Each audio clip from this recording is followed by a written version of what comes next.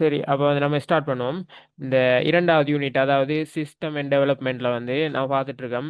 ஒரு சிஸ்டம் வந்து எப்படி இம்ப்ளிமெண்ட் பண்ற, அதே நேரம் ஒரு சிஸ்டம் வந்து இம்ப்ளிமெண்ட் பண்றதுக்கு வந்து பொதுவான ஒரு நிறுவப்பட்ட ஒரு கட்டமைப்பு ஒன்று இருக்கு. அந்த கட்டமைப்பு வந்து ஆறு படிமுறைகளை கொண்டு இருக்கு. அதுல வந்து மூணு படிமுறைகளை நம்ம பார்த்துட்டோம். சரியா? அதுல வந்து யாருக்கு சரியான சரி டவுட்ஸ் இருந்தா கேளுங்கன்னு சொல்லி சொன்னேன். அஹ், யாருக்கும் அப்ப டவுட் இல்லை, அப்படிதானே? அந்த ஆறு படிமுறையில் வந்து முதலாவது வந்து தேவைகளை நம்ம ஒரு சிஸ்டத்தை வந்து இம்ப்ளிமெண்ட் பண்ணுறதுக்கு வந்து அந்த சிஸ்டத்தை டெவலப் பண்ண என்னென்ன தேவைகள் இருக்குமோ அந்த தேவைகளை வந்து இனம் காணுவோம். அது வந்து முதலாவது படிமுறையாக இருக்கும். அதே நேரம் அந்த தேவைகளை கொண்டு நம்ம ஒரு தீர்வை வந்து வடிவமைப்போம். அது வந்து ஃபாலோ சார்ட் அல்லது சுடோ கோடை பயன்படுத்தி வடிவமைப்போம்னு சொல்லி இரண்டாவது படிமுறையில் அதை வந்து கிளியராக பார்த்துருந்தோம். சரியா? அதுவும் ஓகே. அடுத்ததாக வந்து அந்த தீர்வுகளை நம்ம ஒரு பிளேன் ஒன்றை வந்து வடிவமைச்சதுக்கு பிறகு வந்து அதை வந்து ஒரு சாஃப்ட்வேரையோ அல்லது ஒரு சிஸ்டமையோ வந்து நம்ம டெவலப் பண்ண வேண்டியிருக்கும். ஏதாவது ப்ரோக்ராமிங் லாங்குவேஜ் ஒன்றை பயன்படுத்தி. சரியா? அதுதான் வந்து இந்த மூன்றாவது கட்டமைப்பு அல்லது மூணாவது படிமுறையில் வந்து பார்த்தோம். சரியா? அதுவும் கிளியர். அடுத்ததாக வந்து இன்றைக்கு வந்து டெஸ்டிங் அண்ட் டீபக்கிங் சொல்கிற பரிசோதித்தல்ன்ற ஒரு படிமுறையை பற்றி தான் இன்றைக்கு பார்க்க போகிறோம். சரியா? இந்த மூணு படிமுறையும் வந்து ரொம்ப ஈஸி. சரி, அது பொதுவாகவே நோட் சம்மந்தப்பட்டு வார பகுதி. அது மூணுலையும் யாருக்கு என்ன சரி டவுட்ஸ் இருந்தால் கேட்டுக்கோங்க. ஏன்னா அடுத்த பகுதிக்கு போனதுக்கு பிறகு இது மூணும் இந்த படிமுறை விளங்கலாடி அடுத்த படிமுறை விளங்காது. சரியா? அதான் கேட்கேன். அடுத்து வந்து ரெக்கார்டிங் பார்த்தவங்க யார் யார் சரி கிளாஸ் வராமல் ரெக்கார்டிங் பார்த்துருந்தா உங்களுக்கு என்ன சரி டவுட் இருந்தாலும் கேளுங்க. கேட்டால் அடுத்த பகுதிக்குள்ள போகல நமக்கு. அப்போ எல்லாரும் கிளியர் தானே?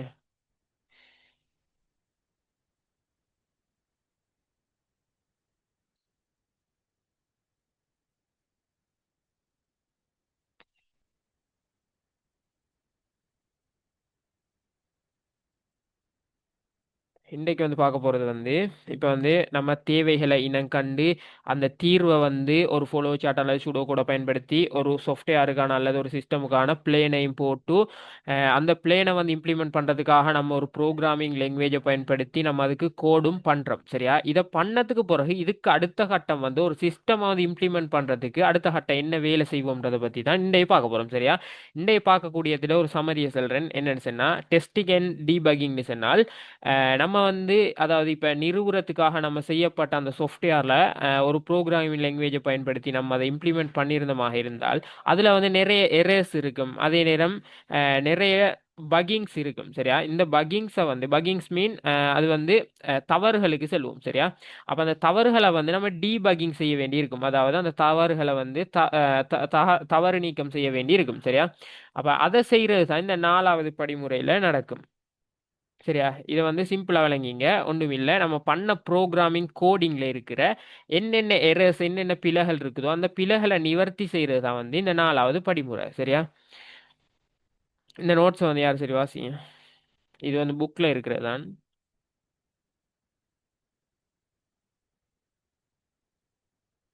எங்க மரியம் வாசிங்க.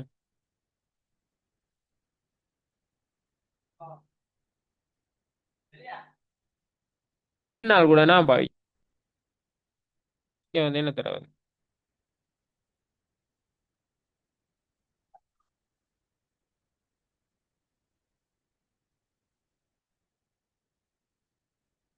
Sorry for the disturbance. சரியா? அந்த என்ன சரி இடையில வந்து சரியா நான் பேசுகிற கேட்காம இருந்தா அப்படி இப்படியான சரி இஷ்யூவாக இருந்தா கொஞ்சம் செல்லுங்க. சரியா? அப்படி இல்லாட்டி இன்றைக்கு கிளாஸை கேன்சல் பண்ணிட்டு நம்ம நாளைக்கு செய்வோம். என்னென்னா சரியான மழைங்க, கவரேஜ் கொஞ்சம் குழப்பம். சரியா? சரி, ஓகே, நான் அதை விளங்கப்படுத்துகிறேன். சிம்பிள் தான். இதை பாருங்க, ஒன்றுமில்லை. நம்ம வந்து ஒரு சிஸ்டம் இம்ப்ளிமெண்ட் பண்ணுறதுக்காக ஒவ்வொரு படிமுறையாக செயல்பட்டு வரக்கிட்ட அந்த கோடிங் நம்ம மூன்றாவது படிமுறையில் பண்ண அந்த கோடிங்கில் வந்து என்ன சரி இஷ்யூஸ் இருக்கும்டா அல்லது என்ன சரி எரர்ஸ் இருக்கும்டா அதை வந்து நீக்கம் செய்கிறது, அதாவது டீபக்கிங் பண்ணுறது தான் வந்து இந்த நாலாவது படிமுறையில் நடக்குது. சரியா? அதை இதை வந்து நம்ம வந்து அதை சோதிச்சு அதில் இருக்கிற அந்த எரர்ஸை வந்து நீக்கிறதுக்கு வந்து நான்கு நுட்பங்கள் அல்லது நான்கு முறைகளை பயன்படுத்துவோம். அதில் ஒன்று தான் வந்து அழகு சோதனைன்னு சொல்லி சொல்கிறேன். சரியா? இந்த அழகு சோதனைண்டா என்னண்டா சிம்பிளாக விளங்கிங்க. இப்போ ஒரு முழு முறைமை ஒன்று இருக்கு. சரியா? இப்போ நம்ம வந்து ஒரு ஒரு லைப்ரரி சிஸ்டம் ஒன்றுக்காக நான் எக்ஸாம்பிளுக்கு சொல்கிறேன். ஒரு நம்ம ஒரு சிஸ்டம், அதாவது ஒரு எல்எம்எஸ் ஒன்று செஞ்சுருக்கேன், அதாவது லைப்ரரி மேனேஜ்மெண்ட் சிஸ்டம் ஒன்று செஞ்சுருக்கேன். சரியா? அப்போ அதில் வந்து ஒவ்வொரு பகுதியாக வந்து நம்ம அழகாக பிரித்து, இப்போ எக்ஸாம்பிள் சொல்ல போனால், இப்போ அதில் பப்ளிகேஷன் செக்ஷன் இருக்கும், அதே நேரம் ரெஃபரன்ஸ் செக்ஷன் இருக்கும். அப்போ இப்படி இப்படி ஒவ்வொரு பகுதி இருக்கும். அப்போ இதை வந்து ஒவ்வொரு அழகாக எடுத்து நம்ம அதை வந்து அதில் என்ன தவறுகள் ஏற்பட்டிருக்கு, அந்த அந்த அழகுக்குன்னு நம்ம இம்ப்ளிமெண்ட் பண்ண அந்த சாஃப்ட்வேரில் அல்லது அந்த பேஜில் வந்து என்ன தவறுகள் ஏற்பட்டிருக்குன்னு அழகழகாக பிரித்து அந்த அழகுல இருக்கிற அந்த பக்கிங்ஸை வந்து டீபக்கிங் செய்கிறது தான் வந்து இந்த அழகு சோதனையில் நடைபெறும். சரியா? அடுத்து வந்து முழுமை சோதனை. அதாவது இப்போ நம்ம ஒவ்வொரு அழகாக எடுத்து டீபக்கிங் செஞ்சிருப்போம். சரியா? இப்போ எக்ஸாம்பிள் சொல்ல போனால் ஒவ்வொரு செக்ஷனாக இருக்குது. இப்போ நான் எக்ஸாம்பிள் சொன்னேன், ஐடி செக்ஷன், அதே மாதிரி ரெஃபரன்ஸ் செக்ஷன், அதே மாதிரி பப்ளிகேஷன் செக்ஷன், இப்படி வந்து ஒவ்வொரு செக்ஷனாக நம்ம வந்து டீபக்கிங் செஞ்சதுக்கு பிற்பாடு முழு முறைமை வந்து, அதாவது இந்த ஒவ்வொரு அழகாக எடுத்து இதை முழுமையாக வைத்து வந்து இந்த முறைமையை வந்து சோதனை செய்தமாக இருந்தால் அதை வந்து செல்வோம் முறைமை சோதனை என்று சொல்லி. சரியா? இதுதான் வந்து இரண்டாவது நுட்பமாக இந்த படிமுறையில் வந்து கையாளப்படும். சரியா? இதை வந்து ஒவ்வொன்றா நம்ம கிளியராக பார்ப்போம்.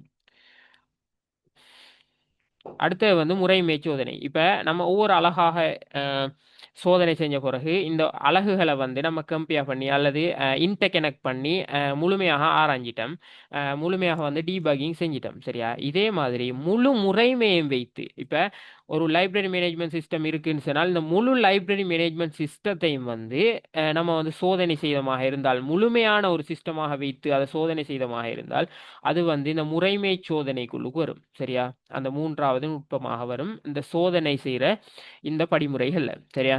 அதே மாதிரி நாலாவது சோதனை நுட்பமாக வந்து ஏற்புடைமை சோதனை என்று சரி ஒரு பகுதி இருக்கும். அதாவது இப்போ நம்ம ஒரு எக்ஸாம்பிளுக்கு நல்லா கவனிங்க. இப்போ ஒரு லைப்ரரி மேனேஜ்மெண்ட் சிஸ்டம்னு சொல்லி ஒரு சிஸ்டம் ஒன்று நம்ம இம்ப்ளிமெண்ட் பண்ணிட்டோம். சரியா? அதை வந்து இப்போ கோட் பண்ணி நம்ம அதை வந்து ப்ரோக்ராம் பண்ணி அதை அந்த சிஸ்டத்தை வந்து உருவாக்கினதுக்கு பிறகு இப்போ வந்து நம்ம டீபக்கிங் செய்யறதுக்காக இதை வந்து பரிசோதனை செஞ்சுட்டு இருக்கோம். உள்ளுக்கு வந்து என்னென்ன பிழைகள் ஏற்பட்டிருக்கு, என்னென்ன எரர்ஸ் ஏற்பட்டிருக்குன்னு பார்த்து அதில் இருக்கிற அந்த எரர்ஸை வந்து நம்ம நீக்கிறோம். அப்போ நீக்கும் போது இதில் வந்து நமக்கு விளங்கும் இப்போ அந்த சாஃப்ட்வேரை அல்லது அந்த சிஸ்டத்தை வந்து ஏற்றுக்கொள்ள இயலுமா, அதில் இருக்கிற நிறைய எரர்ஸ் இருக்குன்னு வைங்களே. அப்போ நிறைய எரர்ஸ் இருக்குது, இதை வந்து இம்ப்ளிமெண்ட் பண்ணுறது கடினமாக இருக்குன்னு சொன்னால் இதை வந்து நம்ம ரிஜெக்ட் பண்ண போகிறோம். சரியா? அப்போ வந்து அந்த ஏற்புடைமை சோதனையில் ரிஜெக்ட் அதே மாதிரி எக்ஸப்ட்னு சொல்லி ரெண்டு பகுதி இருக்கும். ஒன்று வந்து அதை வந்து நம்ம வந்து ஏற்றுக்கொள்வோம் அந்த சிஸ்டத்தை, அப்படி இல்லைன்னு சொன்னால் அந்த சிஸ்டத்தை வந்து ரிஜெக்ட் பண்ணுவோம். சரியா? அதுதான் வந்து இந்த ஏற்புடைமை சோதனையில் நடக்கும். அதாவது ஒன்று அந்த சிஸ்டத்தை ஏற்றுக்கொள்வோம் அல்லது ரிஜெக்ட் பண்ணுவோம். சரியா? அந்த சிஸ்டத்தை வந்து அதில் இருக்கிற எரர்ஸை கண்டுபிடிச்சி அதை வந்து நிவர்த்தி செய்யலுமாக இருந்தால் அந்த சிஸ்டத்தை வந்து ஏற்றுக்கொள்வோம், அதை வந்து நிவர்த்தி செய்ய இயலாமல் இருந்தால் வந்து அந்த சிஸ்டத்தை வந்து ரிஜெக்ட் பண்ணுவோம். இதுதான் வந்து இந்த நான்காவது நுட்பத்தில் வந்து நடக்கும். சரியா? இது விளங்கிட்டா? இந்த சோதனை இந்த பகுதி அல்லது வந்து டெஸ்டிங் இந்த பகுதி விளங்கிட்டா? இது வந்து சிம்பிள் தான், நான் இது விளங்கிட்டு சார். நார்மலாக சொல்லியிருக்கேன். சரியா? இது வந்து ஈஸியாக விளங்கிங்க. இந்த பாருங்க, இதே இப்போ நான் வந்து இவிடத்தை டிஸ்கஸ் பண்ண அதே விடயத்தை தான் வந்து இதுக்குள்ள போட்டிருக்கோம். இங்கே பாருங்க, நல்லா கவனிங்க. இப்போ முழு ஒரு சிஸ்டம் ஒன்று இருக்குன்னு சொன்னால் அந்த சிஸ்டத்தில் இருக்கிற ஒவ்வொரு யூனிட்டாக அது அல்லது ஒவ்வொரு பகுதியாக எடுத்து வந்து நம்ம அதை வந்து ஆராய்ஞ்சி அதுக்குள்ளுக்கு என்னென்ன பிழை இருக்கு. இப்போ எக்ஸாம்பிள் சொல்ல போனால் பப்ளிகேஷன் செக்ஷனை மட்டும் எடுத்து நம்ம ஆராய்வோம், அதுக்குள்ளுக்கு என்ன பிழைகள் இருக்கு, என்ன எரர்ஸ் இருக்குன்னு சொல்லி. சரியா? அதே மாதிரி ரெஃபரன்ஸ் செக்ஷன் இருக்குன்னு சொன்னால் அந்த ரெஃபரன்ஸ் செக்ஷனை மட்டும் தான் நம்ம ஆராய போறோம் இந்த அழகு சோதனையில. இதில் எந்த பிழைகளும் இல்லைன்னு சொன்னால் இந்த ஒருங்கிணைந்த சோதனை அல்லது இன்டகிரேஷன் டெஸ்டிங் சொல்லி ஒன்றோட ஒன்று இன்டர்கனெக்ட் பண்ணி, இப்போ எக்ஸாம்பிள் சொல்ல போனால் பப்ளிகேஷன் செக்ஷனையும் ரெஃபரன்ஸ் செக்ஷனையும் ரெண்டையும் சேர்த்து பார்க்க போறோம். இதுக்குள்ளுக்கு இதை ரெண்டையும் வந்து சேர்க்கும் போது என்ன பிழைகள் ஏற்பட்டிருக்கும், இதுல வந்து என்ன கோடிங்ல வந்து என்ன எரர்ஸ் ஏற்பட்டிருக்கும்ன்றத வந்து இந்த இரண்டாவது படிமுறை அல்லது இந்த இரண்டாவது இந்த டெஸ்டிங் நுட்பத்துல வந்து பார்ப்போம். சரியா? அதே மாதிரி மூணாவது இந்த செக்ஷன்ல முறைமை சோதனை என்ற பகுதிக்குள்ளுக்கு என்னத்தை பார்ப்போம்னு சொன்னால் இந்த இன்டர்கனெக்ட் பண்ணப்பட்ட முழு முறைமையும் வந்து, அதாவது இப்போ இன்டர்கனெக்ட் பண்ணுவோம் ஒவ்வொரு அழகாக. சரியா? அந்த முழு அழகையும் வந்து இன்டர்கனெக்ட் பண்ணினமாக இருந்தால் அது வந்து ஒரு முழு சிஸ்டமாக இருக்கும். அப்போ அந்த முழு சிஸ்டமையும் வந்து நம்ம இம்ப்ளிமெண்ட் பண்றதுக்காக அந்த கோடிங்ல ஏற்பட்ட பிழைகளை வந்து முழுமையாக வச்சு ஆராய்றது தான் வந்து இந்த முறைமை சோதனை என்ற பகுதிக்குள்ளுக்கு வரும். சரியா?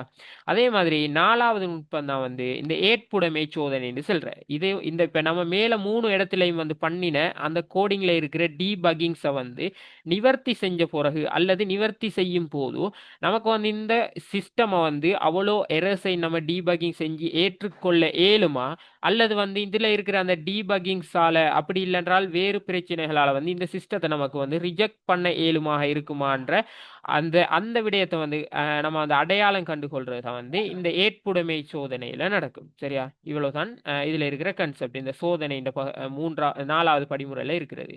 சரியா? எல்லாரும் போடுங்க, விளங்கிட்டா இல்லையாண்டு குயிக் பண்ணுங்க.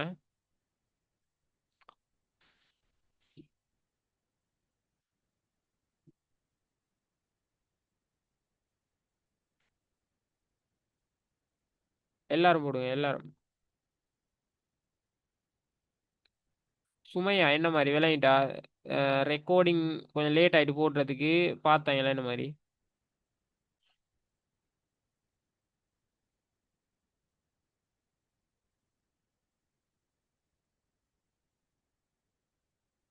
குயிக் பண்ணுங்க, எல்லாரும் போடுங்க. அப்படி என்ன சரி டவுட்ஸ் இருந்தா கேளுங்க.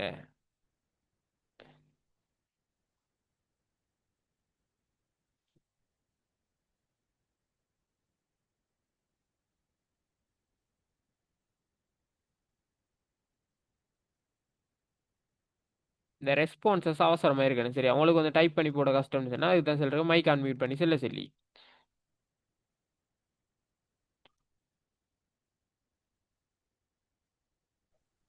விளங்கிட்டு சார். சரி, ஓகே. சரியா? இப்போ வந்து நான்காவது படிமுறையான சோதனை இந்த பகுதியை முடிச்சிட்டோம். சரியா? இப்போ வந்து பார்க்க போறோம் நம்மளோட சிஸ்டம் இம்ப்ளிமெண்டேஷனுக்காக பயன்படுத்துகிற அந்த சர்க்கிளில் ஐந்தாவது படிமுறை தான் வந்து அந்த சிஸ்டமை வந்து நிறுவுறது. அதாவது இப்போ நம்ம ஒரு சிஸ்டமை கோட் பண்ணி அதை வந்து இம்ப்ளிமெண்ட் பண்ணதுக்கு பிறகு அதில் இருக்கிற எரர்ஸையும் வந்து டீபக்கிங் செஞ்சிட்டோம்.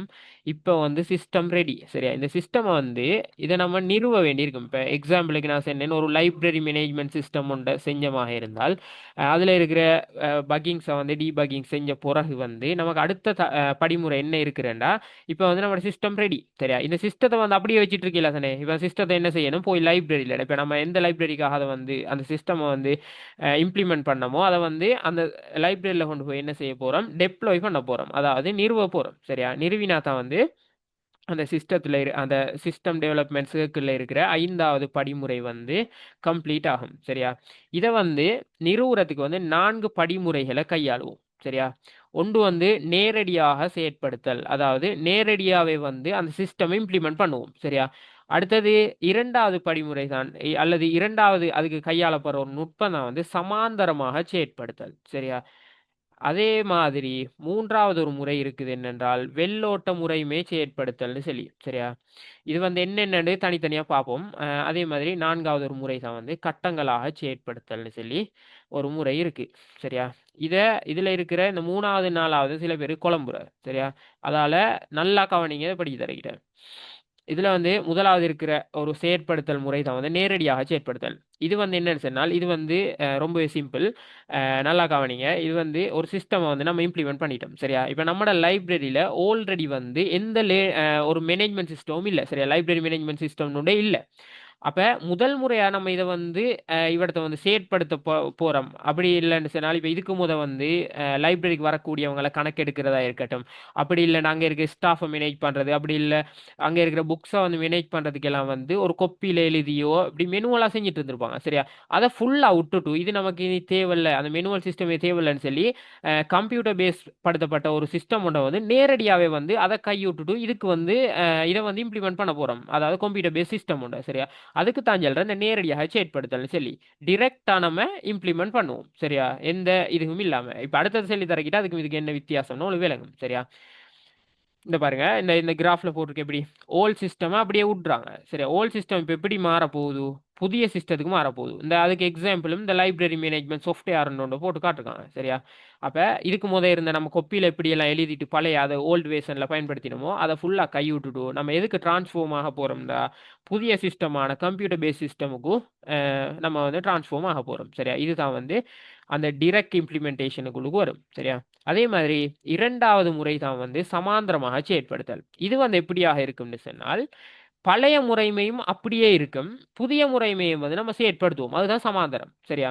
அதாவது இப்ப இந்த ஓல்ட் சிஸ்டம் வந்து நியூ சிஸ்டமாக எப்படி மாறுதோ இது இப்படி இருக்காது. இந்த நியூ சிஸ்டம்ட பகுதி வந்து இவ்விடத்த வந்து அதுவும் வந்து என்ன செய்யும் என்றால் இதுவும் செயற்படுத்தப்படும். இந்த இப்படியாக இருக்கும் வேறு கிராஃப். சரியா? கிராஃப் போட்டில் இந்தா போட்டு பாருங்க. இந்த இப்படி இருக்கும். ரெண்டும் பயன்படுத்தப்படும். இப்போ எக்ஸாம்பிளுக்கு சொல்ல போனால், இப்போ நான் லைப்ரரி மேனேஜ்மெண்ட் சிஸ்டமே சொல்றேன். சரியா? இதுக்கு முத உள்ள லைப்ரரி மேனேஜ்மெண்ட் சிஸ்டத்துல நமக்கு எப்படி இருந்துச்சு? அத வந்து அட்டெண்டன்ஸ் எடுக்கிறதா இருந்தாலும் சரி, அங்க இருக்கிற வரவ கணிக்கிறதா இருந்தாலும் சரி, அப்படி இல்ல புக்ஸ வந்து நம்ம பெரோ எடுக்கணும்னு சொன்னால், அத எப்படி நம்ம மேனேஜ் பண்ற மாரி இருந்தாலும் சரி, இதெல்லாம் வந்து ஒரு புக்ல செஞ்சுட்டு இருப்போம். சரியா? இத வந்து நம்ம ஒரு சாஃப்ட்வேர் மூலமாக செயற்படுத்த போறமாக இருந்தால், நம்ம என்ன செய்வோம்டா அதே மெனுவல் சிஸ்டம் அப்படியே இருக்கும். நம்ம வந்து சாஃப்ட்வேர் சிஸ்டமை செயற்படுத்துவோம். சரியா? நமக்கு சாஃப்ட்வேர் சிஸ்டத்தை செயற்படுத்த இயலாத கட்டங்கள் வரும். அப்படி இல்லைன்றால் சில பேருக்கு சாஃப்ட்வேர் சிஸ்டத்தை வந்து செயற்படுத்துறதுக்கு போதிய அறிவு இல்லாம இருக்கும். அப்படியான சந்தர்ப்பங்கள்ல வந்து அந்த மெனுவல் சிஸ்டமும் பயன்படுத்தப்படும். பெரலலா சரியா? சமாந்தரமாக ரெண்டும் பயன்படுத்தப்பட்டதுக்கு தான் வந்து சொல்றேன். இந்த சமாந்தரமாக செயற்படுத்தல்னு சொல்லி 2வது நுட்பமாக அல்லது 2வது முறையாக செல்வோம். சரியா? அதுக்கு வந்து இன்னொரு எக்ஸாம்பிள் சொல்லலாம். இப்போ பஸ்ல எல்லாம் போயிருப்பீங்க. பஸ்ல வந்து வந்து டிக்கெட்ஸை வந்து கிழிச்சு தருவாங்க எப்படின்னு சொன்னால், சின்ன புக்ல வந்து ரைட் பண்ணி தான் கிழிச்சு தருவாங்க. சரியா? ஆனா வந்து இப்போ அந்த சிஸ்டம் வந்து ஒரு டிஜிட்டல் மயப்படுத்தப்பட்ட ஒரு பில் சிஸ்டமுக்கு மாறி இருக்கு. சரியா? அந்த டிக்கெட் சிஸ்டமுக்கு. அப்ப அந்த சிஸ்டம் வந்து நீங்க பாருங்க, ஒரு சம்டைம் அதுல சார்ஜ் இல்லாம போனாலோ அல்லது அந்த பேப்பர் முடிந்தாலோ வந்து அவங்க என்ன செய்வாங்கன்னு சொன்னா, அந்த மெனுவல் சிஸ்டம் அவங்கள்ட்ட இருக்கும். அந்த புக்ஸ் இருக்கும். சரியா? அப்ப அத வந்து அப்படியே வச்சுட்டு அந்த மெனுவல் சிஸ்டத்தின் படி அத வந்து ரைட் பண்ணி உங்களுக்கு வந்து டிக்கெட்ஸை தருவாங்க. சரியா? அது வந்து பெரலலாக 2 நடைபெற்று கொண்டு இருக்கின்றதால தான் வந்து இதை வந்து சமாந்தர செயற்படுத்தல்னு சொல்லுவோம். ஆனா டிரெக்ட்ல எப்படி இருக்கும்? டிரெக்ட்ல பழைய சிஸ்டம் நம்ம செயற்படுத்தவே மாட்டோம். புதிய சிஸ்டமுக்கு அப்படியே முழுமையாக டிரான்ஸ்ஃபார்ம் அடைஞ்சிருவோம். சரியா? அதுக்கு தான் வந்து சொல்றேன் டிரெக்ட் இம்ப்ளிமெண்டேஷன். சரியா? இப்போ வந்து பார்ப்போம். மூன்றாவது மூன்றாவது முறை வந்து அதாவது மூன்றாவது இம்ப்ளிமெண்டேஷன் வந்து என்னவாக இருக்கும்? சரியா? கொஞ்சம் அப்படியே இருங்க ஒரு ஒரு நிமிஷம்.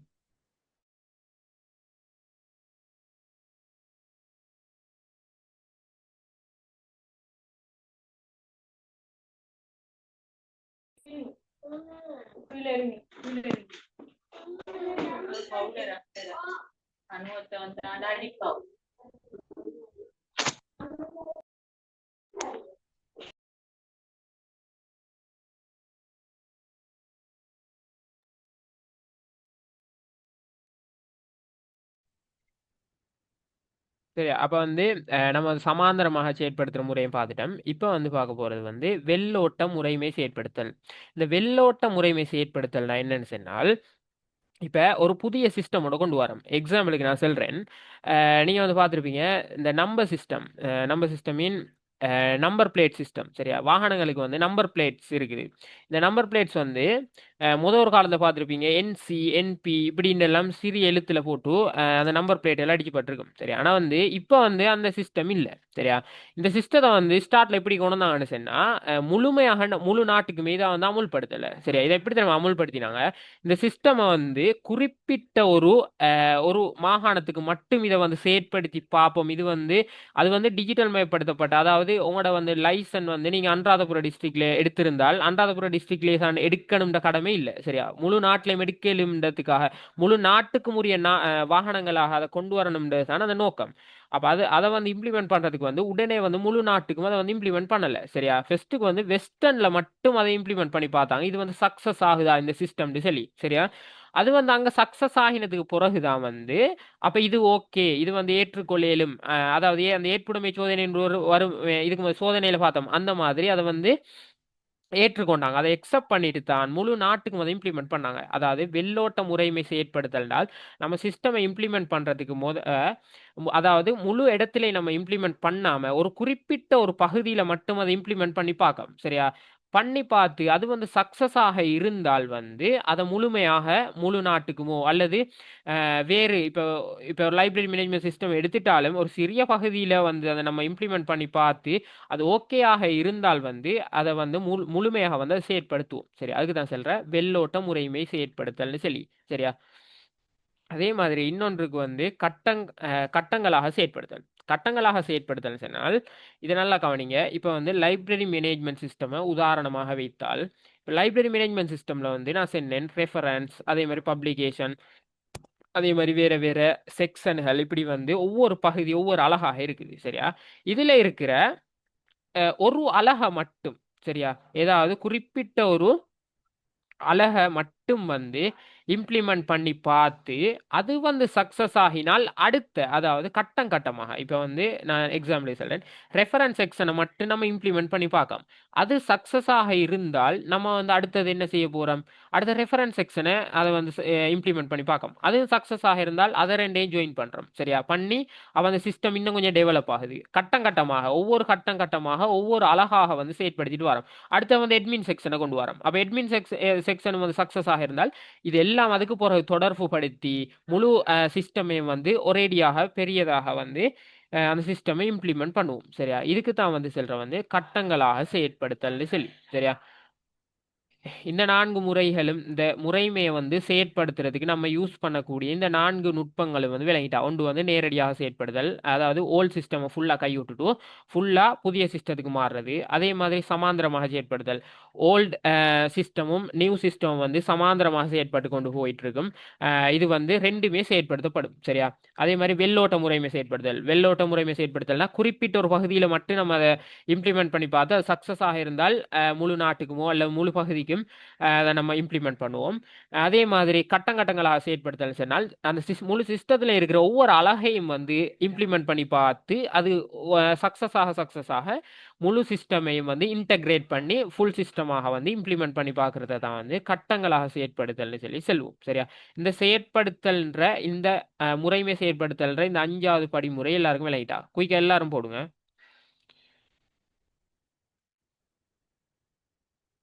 என்ன சரி டவுட்ஸ் இருந்தால், கிளியர் இல்லாமல் இருந்தால், திரும்ப விளங்கப்படுத்தணுமா இருந்தால் அது என்னன்னு சொல்லி கேளுங்க சரியா. சிம்பிள். இது வந்து உதாரணத்தோட ஞாபகம் வச்சுட்டு இருந்தீங்கன்னா ஈஸியா ஞாபகம் நிற்கும், விளங்கும் சரியா.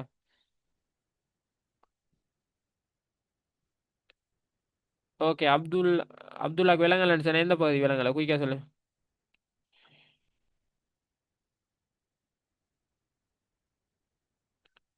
ஓகே விளங்கிட்டு. அப்ப எல்லாருக்கும் விளங்கிட்டு.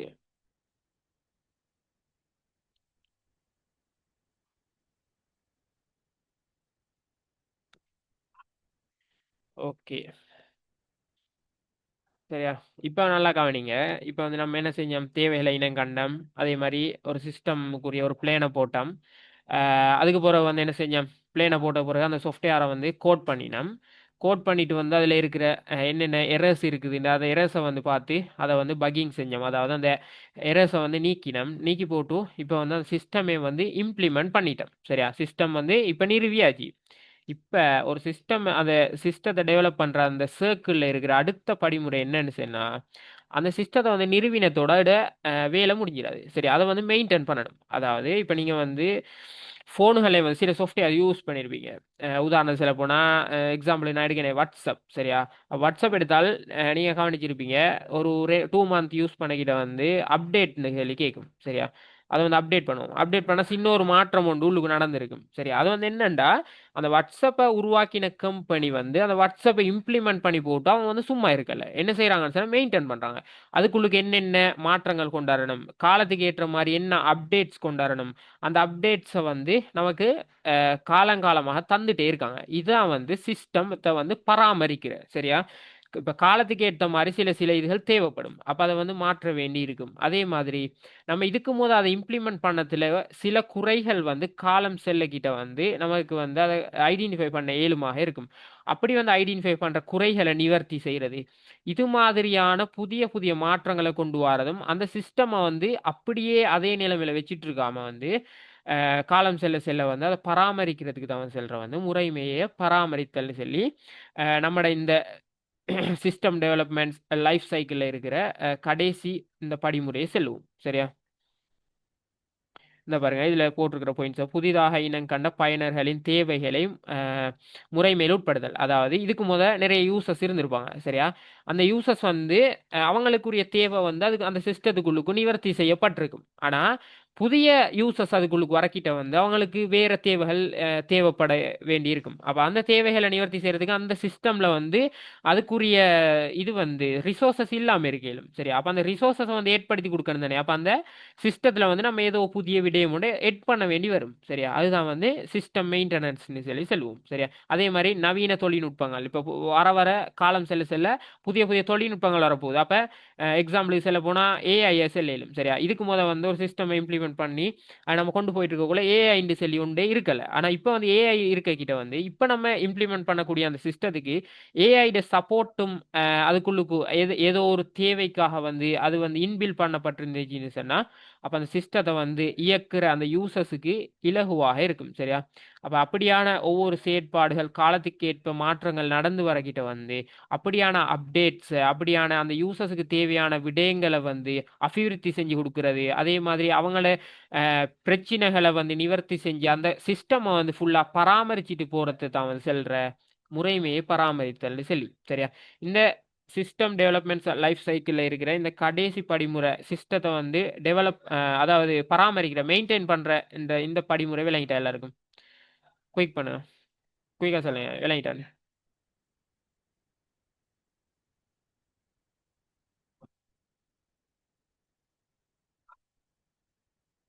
எல்லாரும் போடுங்க.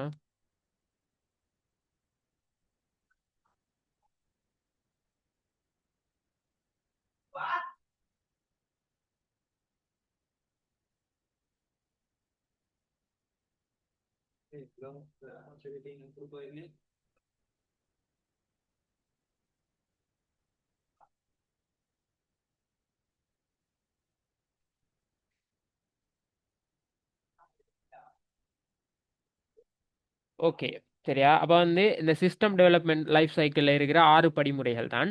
இந்த 6 படிமுறைகளையும் பார்த்துட்டோம் சரியா. இதை வந்து குழம்பிக்க தேவையில்லை. நீங்கள் வந்து ஒரு சமரியா வந்து ஒரு தாளில் சரி அப்படி இல்லைன்னா இப்போ இதில் வந்து ஷார்ட் நோட்டுகள் எடுத்திருக்கலும் அப்போ அதில் வந்து அழகாக குறித்து வச்சுக்கோங்க.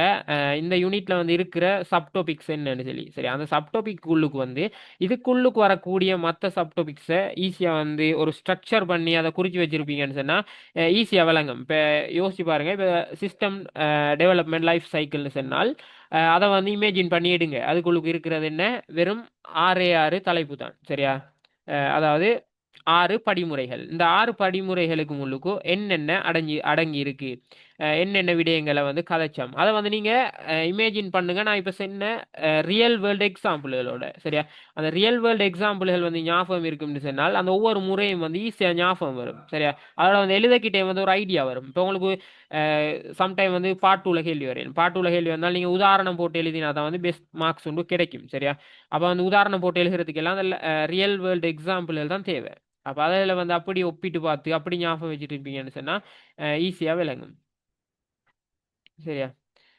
அப்ப வந்து இது வரைக்கும் இந்த யூனிட்ல பார்த்ததுல யாருக்கு எந்த டவுட்டுமே இல்லை அப்படியா. அப்ப அடுத்ததுக்கு போமா.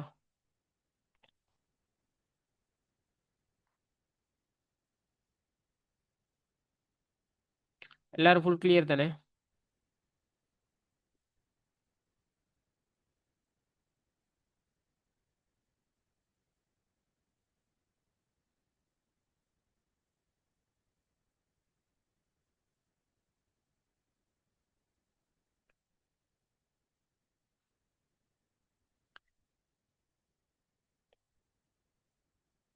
சரி ஓகே சரியா. இப்போ வந்து பார்க்க போறது என்ன டாபிக்னு சொன்னால் முறைமை விருத்தி மாதிரியங்கள். அதாவது இப்போ நம்ம பார்த்தோம் என்ன சிஸ்டம் டெவலப்மெண்ட் லைஃப் சைக்கிள்னு சொல்லி ஒரு பகுதி பார்த்தோம் தானே. அதாவது ஒரு சிஸ்டம் டெவலப் பண்றதுக்கு வந்து நம்ம என்னென்ன படிமுறைகளை கையாண்டு வந்து அந்த சிஸ்டம் வந்து டெவலப் பண்ணுவோம். ஒரு சிஸ்டத்தை டெவலப் பண்ண வேண்டுமாக இருந்தால் அடிப்படையாக வந்து என்னென்ன வேலைகள் உங்களுக்கு வந்து செய்யப்படுதுன்றது தான் வந்து அந்த படிமுறைகளை வந்து பார்க்கும் சரியா. அப்ப இதை வந்து இந்த சிஸ்டம் டெவலப்மெண்ட் லைஃப் சைக்கிளுக்கு உள்ளுக்கு இருக்கிற இந்த படிமுறைகளை செய்யறதுக்கு வந்து சில நுட்பங்கள் அல்லது சில மாதிரியங்களை உருவாக்கி வச்சிருக்காங்க. அதாவது இந்த இந்த முறையின் மூலமாக இந்த படிமுறைகளை வந்து ஈஸியா செய்யலும்னு சொல்லி போட்டு சில மாடல்ஸ் வந்து இது உருவாக்கி வச்சிருக்காங்க. இதை வந்து நான் எக்ஸாம்பிள் ஒன்று சொல்றேன். எப்படின்னா இப்போ வந்து நான் சொல்லி தந்தேன் ஒரு ஒரு ஊடு கட்ட போறமாக இருந்தால் அதுக்கு ஒரு பிளேனை போடுவோம், அதை வந்து கிராஃபிக்கலா பிளேன் போடுவோம். சரியா, அத மாதிரி ஒரு சாஃப்ட்வேரை உருவாக்க போறமாக இருந்தால் இரண்டு நுட்பங்களை பயன்படுத்தி போடுவோம்னு சொல்லி சொன்னதானே. இப்போ பொதுவா இதுக்குன்னு சொல்லி ஒரு பேராகிராஃப்ல நம்ம அதுக்குரிய பிளேனை போடாம ஒரு ஃபாலோ சார்ட்டை பயன்படுத்தி கிராஃபிக்கலா அழகா அதுக்குரிய பிளேனை போடுவோம்னு சொல்லி தந்தேன். சரி, அதுக்குரிய படிமுறைகளை. சரியா, அதே மாதிரி டெக்ஸ்ட் ரீதியா போட போறோம்னு சொல்லி நான் ஒரு சாஃப்ட்வேருக்கான பிளேனை சுடோ கோட பயன்படுத்தி போடுவோம்னு சொல்லி தந்தேன். சரியா, இதே மாதிரி ஒரு முழு சிஸ்டமுக்குமான இந்த பிளேனை அதாவது இந்த முழு சிஸ்டமே வந்து நம்ம படிமுறையா இதை வந்து செய்ய போறோமாக இருந்தால் இதுக்கும் வந்து நம்ம ஒரு மாடல் அல்லது இதுக்குன்னு சொல்லி ஒரு நுட்பத்தை வந்து நம்ம கையாண்டு தானே அந்த படிமுறைகளை நம்ம ஈஸியா செய்ய இயலுமாக இருக்கும். அதுக்குன்னு சொல்லி இப்ப வேர்ல்ட்ல வந்து ஸ்பெஷலாக வந்து என்னென்னத்தை அதிகமா யூஸ் பண்ணிட்டு இருக்காங்களோ அந்த மாடல்ஸை வந்து உங்களுக்கு வந்து எக்ஸாம்பிளா போட்டிருக்கும். சரியா, அதுல வந்து இரண்டு நுட்பங்களை தான் வந்து அல்லது இரண்டு மாடல்ஸை தான் வந்து இந்த சிலபஸ்ல வந்து விளக்கியிருக்காங்க. அந்த ரெண்டு மாடல்ஸ்ல தான் வந்து கேள்வி வரும். சரியா, ஒன்று வந்து இந்த நீர்வீழ்ச்சி மாதிரியம் என்ற வாட்டர்ஃபால் மாடல், அதாவது கட்டங்கட்டமாக செய்துட்டு போற ஒரு மாடல். சரியா, இப்ப நான் சொல்லி தந்த இந்த 6 படிமுறைகளையும் ஒன்றன் பின் ஒன்றாக கட்டங்கட்டமாக செய்து வருவோம். அதை எப்படி நீர்வீழ்ச்சி மாதிரியத்தை பயன்படுத்தி அந்த படிமுறைகளை செய்து கொள்வோம்னு சொல்லி நான் விளங்கப்படுத்துவேன். சரியா, அதே மாதிரி இரண்டாவது இருக்கிறதா வந்து ஊடாட்ட விருத்தி மாதிரியம் அல்லது ஊடாட்ட விருத்தி மாதிரியம். சரியா, அதே மாதிரி இன்னொன்றுக்கு வந்து புரோட்டோடைப் அல்லது மூல வகை மாதிரியம் சொல்லி ஒன்று இருக்குது. இதுவும் வந்து கொஞ்சம் ஃபேமஸான ஒரு மாடல்.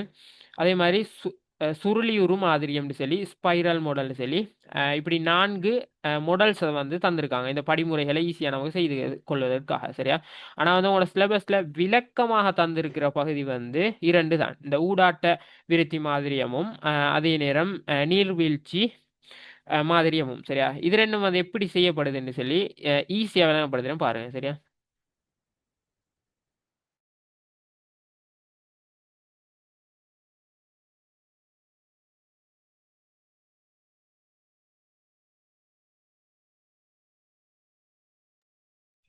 இப்ப பாருங்க, இப்ப நீர்வீழ்ச்சி மாதிரியம் அல்லது வாட்டர்ஃபால் மாடலை பயன்படுத்தி இந்த படிமுறைகளை இப்படி செய்து கொள்வதுன்னு. சரியா, இது வந்து ஒன்றுமில்லை, ஒரு நீர்வீழ்ச்சியில வந்து பார்த்துருப்பீங்க, நீர் வந்து எப்படி ஓடும்ண்டு, எப்படி கட்டம் கட்டமாக ஒவ்வொரு அந்த படிப்படியாக ஓடும். சரி, அந்த மாதிரி தான் இப்ப இதுல இருக்கிற ஒவ்வொரு படிமுறைகளையும் நம்ம அதை மாதிரி படிப்படியாக ஒன்றன் பின் ஒன்றாக செய்து வருவோமாக இருந்தால் அதுதான் வந்து என்ன சொல்ற இந்த நீர்வீழ்ச்சி மாதிரியம். இதுக்கு மேல இருக்கிற அந்த பாயிண்ட்ஸை கொஞ்சம் வாசிங்க, என்ன சொன்னா எக்ஸாம் எழுதுறதுக்கு வந்து ஒரு ஐடியா ஒன்று கிடைக்கும் அந்த நோட்ஸை வாசிச்சா. சரியா, ஆனா வந்து இது என்ன விஷயம்னு விளங்கும் இப்படி டிஸ்கஸ் பண்ணினா தான் அல்லது ஒருத்தர் எக்ஸ்பிளைன் பண்ணா தான் இதுல என்ன செல்லப்படுதுன்னு விளங்கும். சரியா, ஆனா இது விளங்கப்படுத்தின அப்புறம் அந்த நோட்ஸை கொஞ்சம் வாசிச்சு பாருங்க, ஒரு ஐடியா ஒன்று கிடைக்கும் எக்ஸாம்ல ரைட் பண்ணதுக்கு. சரியா, அதே பாருங்க, நம்ம இப்ப என்னென்னத்தை பார்த்தோமோ இதே மாதிரி இந்த படிமுறைகளை வந்து ஒன்றன் பின் ஒன்றாக இப்படி போடுற. சரியா, இப்படி ஒன்றன் பின் ஒன்றாக கட்டமாக வந்து பார்ப்போமாக இருந்தால் இதுல என்ன சரி பிழைகள் அல்லது மீள் செல்ல வேண்டிய ரிப்பீட் செல்ல வேண்டிய ஒரு தேவை ஏற்பட்டால், இப்ப எக்ஸாம்பிள் சொல்றேன், நம்ம தேவைகளை இனம் காண்றேன்னு சொல்லி ஒரு படிமுறை பார்த்தோம். சரியா, இந்த படிமுறையை ஃபினிஷ் பண்ணிட்டோம், கம்ப்ளீட் பண்ணிட்டு அடுத்ததுல வந்து திட்டமிடுதம். சரியா, அல்லது வடிவமைக்கம். இதை வந்து வடிவமைச்சிட்டு இருக்கிறதுல ஏதோ ஒரு பிரச்சனை வருது, நமக்கு வந்து போதிய அளவுக்கு தேவைகளை நம்ம இனம் காணல அப்படின்னு சொல்லி ஒரு டவுட் ஒன்று வருது. அப்படி வந்துச்சாக இருந்தால் இது வந்து ரிப்பீட் போகும் இப்படி. சரியா, இப்படி போய் இதை வந்து திரும்ப ஃபினிஷ் பண்ணிட்டு திரும்ப இதனூடாக அடுத்த படிமுறைக்கு இப்படி வருவோம். சரியா, ஒன்றன் பின் ஒன்றாக இப்படி வருவோம்.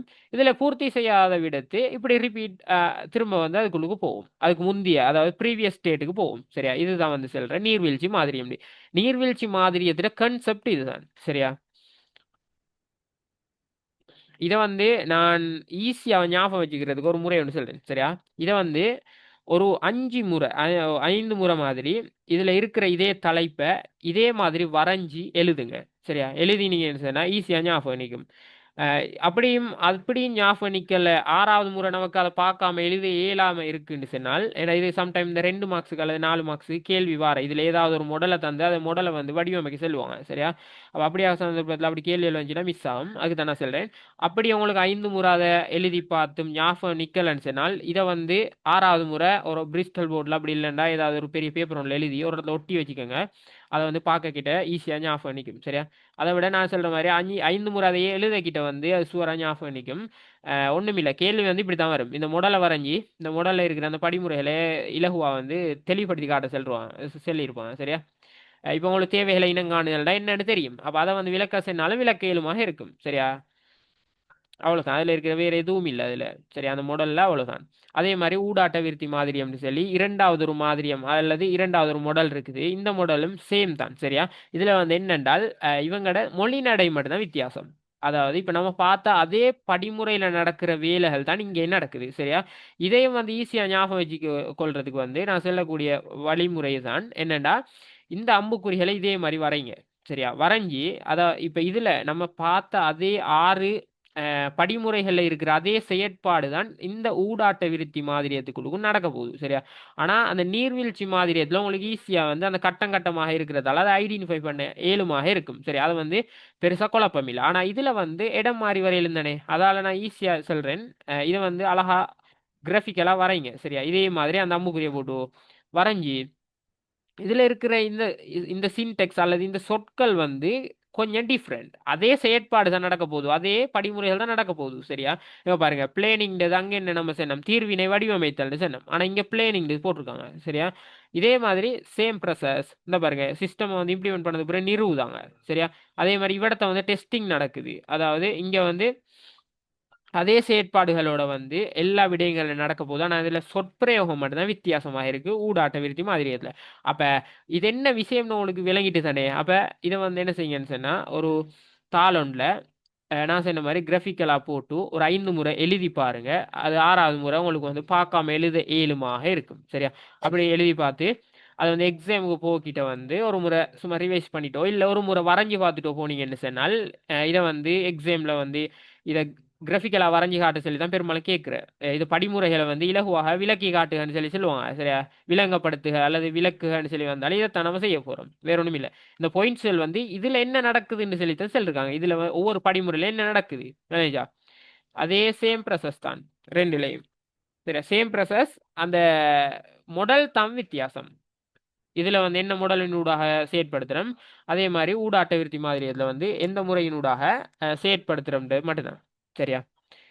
இது வந்து விளங்கிட்டான்னு சொல்லி சொல்லுங்களே. முறைமை விருத்தி மாதிரியங்கள் விளங்கிட்டா அந்த 6 படிமுறைகளையும் வந்து சில நுட்பங்களை பயன்படுத்தி ஈஸியா செய்வோம். சரியா?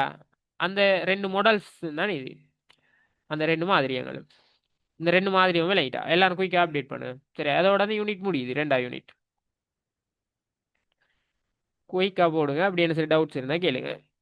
நான் சொன்ன மாதிரி கட்டாயம் வரைஞ்சி பாருங்க. சரியா? இந்த வரைஞ்சி பாருங்க, அப்பதான் ஞாபகம் நிற்கும். எப்பவும் கிராஃபிக்கலா வாரதில்ல, வரைஞ்சி பார்த்தா தான் நல்லா ஞாபகம் நிற்கும். அப்துல்லா என்ன மாதிரி விளையிட்டா?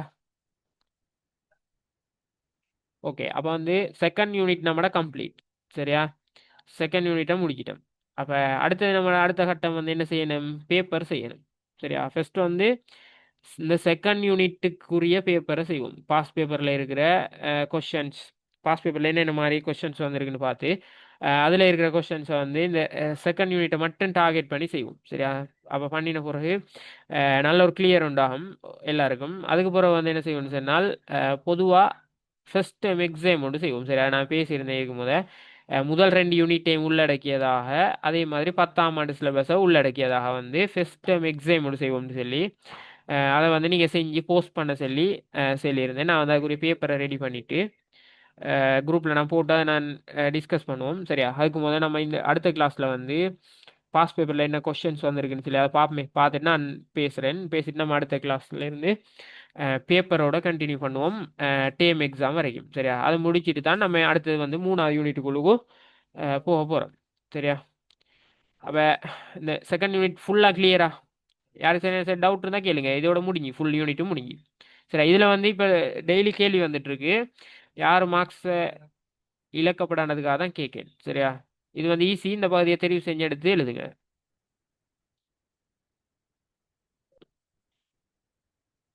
என்ன சரி, இந்த என்டையர் செகண்ட் யூனிட்ல வந்து என்ன சரி டவுட் இருந்தா கேளுங்க. சரி, ஏன்னா யூனிட் முடிஞ்சு அதுதான் கேட்கேன். குயிக்காக அப்டேட் பண்ணு, என்ன டவுட் இருந்தாலும் ஓகே. ஓகே, மத்தாக்கள் என்ன மாதிரி?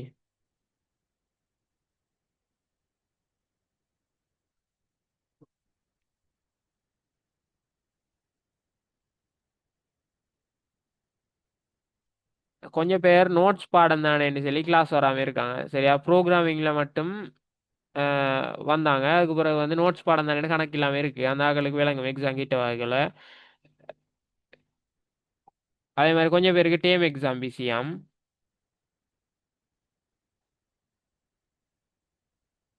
ஓகே ஓகே, நான் ரெக்கார்டிங் போடுறேன், நாளை போடுறேன்.